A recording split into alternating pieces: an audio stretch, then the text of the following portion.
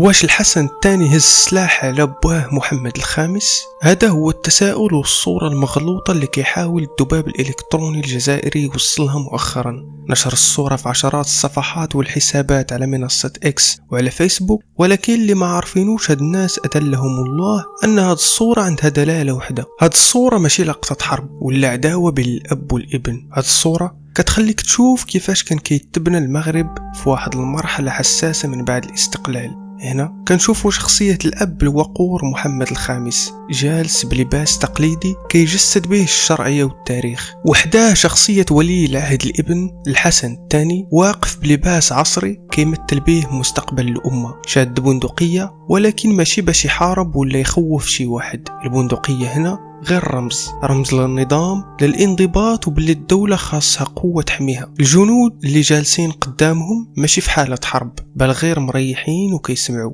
فهي مجرد لحظة توجيه وبناء، ماشي استعراض ديال السلاح.